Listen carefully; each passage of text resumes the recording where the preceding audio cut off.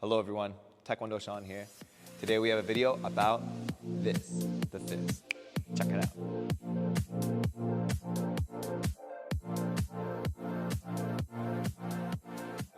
In Taekwondo, how to make the fist is like basics. It's like learning how to walk. It's the first thing we have to do when you come to class. Now how we teach it in our dojang in our school is we tell the kids at least, all right kids, give me your thumbs up. I love Taekwondo. I love my instructor. I love my mom and dad. I love myself. And then from here, we take our fists and put our thumbs on the bottom. We tell them if you put your thumbs on the inside, you could get hurt, so don't do it. So we make sure that our thumbs are on the outside, on the bottom.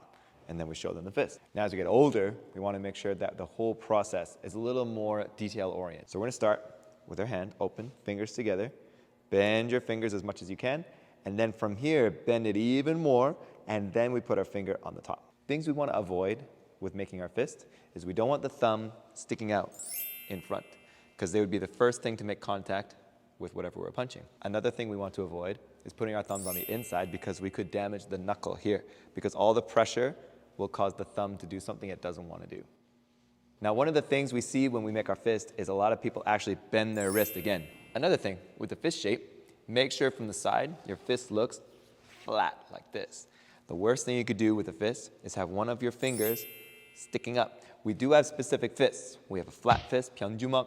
We have a sosunjumak, our raised knuckle fist. We have lots of different kinds of fists. But if you're just letting your index finger slip up just a little bit, when you punch something, it could really hurt your finger and your fist. So instead, what you want to do is make your fist and make sure all the knuckles are flat when you make the fist. So your fist should look like this when it's flat, just like the emoji for fist. Now, if you're only punching the air, or if you're not actually going to punch something physical, then the fist shape doesn't really matter. But if you're going to compete, official pumse, the fist has to be proper. The judges will be looking at it. If you are going to punch something, whether it's the heavy bag or going to sparring, the fist shape should be proper. If you are going to get into a self-defense situation, which I know we never plan. Remember, we don't put the seatbelt on because we think we're going to have a car accident that day. We put the seatbelt on so that when the car accident happens, if it happens, we're safe. Same thing with our fist. We want to at least practice in a practical way that our fist is the right shape, so that even though we're punching the air, if we did have to defend ourselves, whether from an attacker or something else, we want to make sure that when we do impact our fist, that it's ready for the impact. All right, so once we have our fist, and it's looking really good, we want to make sure the joint that connects the fist to the arm is very important too, the wrist. We want to make sure this wrist is straight. Now here we go. Now we tell our younger students, you can either make a ramp, wah, or you can make a valley, wah, or a cliff, or you can make it just right, like a highway. We want the power to go somewhere, so just like a highway, it's got to be straight. So you want to make sure the arm is angled from the elbow all the way to the knuckles here, straight, and you want to flex that. Because if you think about it, these two big knuckles, this is the cheongguan, the front of the fist, are actually lined up with the rest of the bones in the arm. So if you impact with the front of the fist properly with these two big knuckles, then actually your arm, when it receives the force of the punch, your arm will be okay and not injured. Now let's talk about the entire arm. When you're punching, we want to make sure your elbow is straight, and we want to make sure that your shoulder can come out maybe 30 degrees.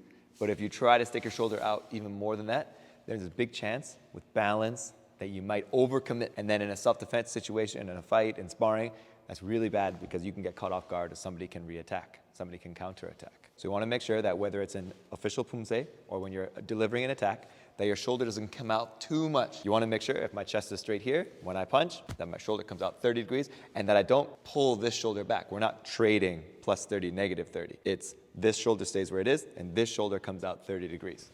So from the side, when I do my punch, this shoulder can come out 30 degrees. This shoulder doesn't move, my other shoulder. From the other side, from here. So I'm actually reaching forward slightly. So I'm not staying in the same spot and pivoting where the shoulder goes backwards. I'm trying to push this shoulder forward. So we've covered the fist, we've covered the wrist, we've covered the elbow and the shoulder. So now we got to go over a couple of questions you might have. So a couple of questions that we get all the time are, some students just can't make their fist straight. They make like a snowplow, right? Their fist is on a bit of an angle. So how can we fix that? Well, it starts with knowledge. It starts with knowing that there is a problem. So good for you. Now the next step is you want to try and use your other hand to push the knuckles in. It's going to be uncomfortable at first, because when I first started, I had the same problem. But throughout constant practice, Now my fingers are able to make the proper fist. So you start with pushing it, and then when that becomes more comfortable, you can start punching something soft. So we have targets, kicking pads, we have all sorts of little punching like shields that we can use, and you start punching that.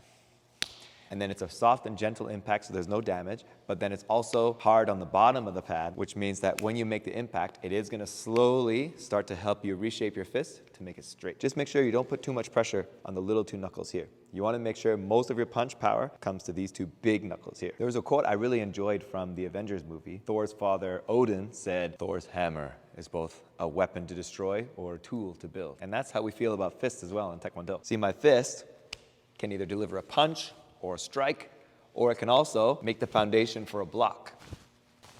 So blocking is very important in Taekwondo as well, and blocking uses our fist. So let's say we're doing a high block, Olgulmaki.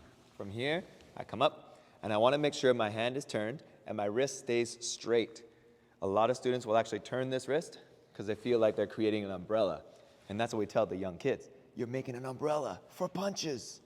But in reality, you got to keep this wrist straight, even when you block. Otherwise, if the object hits your fist and your fist is not engaged properly and the wrist is up like this, the fist could get hurt, or even worse, your block could actually collapse, in which case you're going to get injured. And the whole point of a block is to protect you or protect your loved ones. So the middle block, same principle. You want to make sure that the wrist is flush with the rest of the arm. And then down block is the same. So the fist is a very important part of our blocks.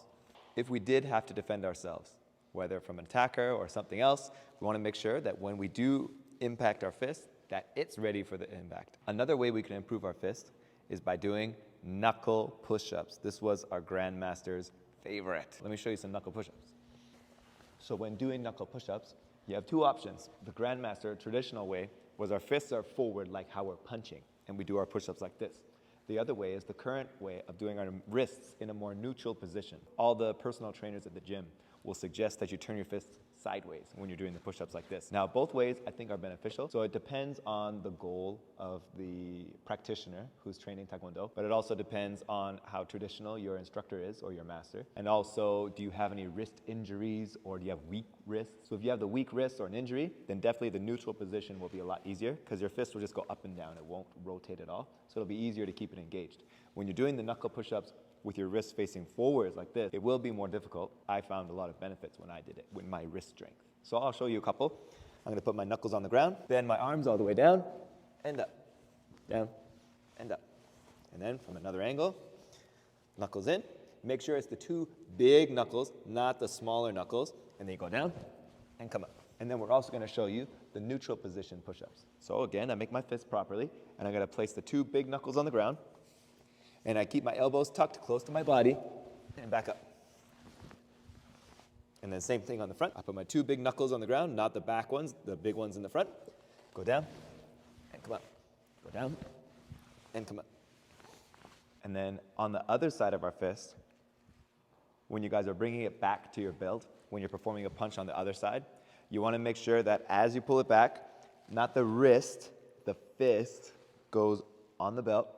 And then if you're one of those stylish, cool guys, you wear your hip belt actually a little bit lower, which means that you want to put the fist on the hip bone right here.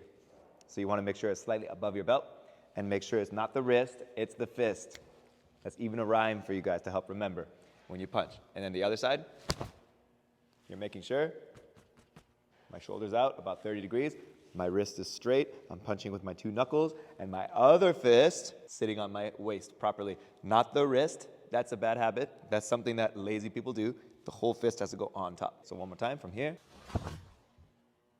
So whether you're fighting, self-defense, or you're just doing it for exercise, or you enjoy the martial arts, you gotta make sure that we make the right fist. So make sure the shape is good, make sure the wrist is properly engaged, make sure you use the chungwan, the front of the fist properly, the two big knuckles.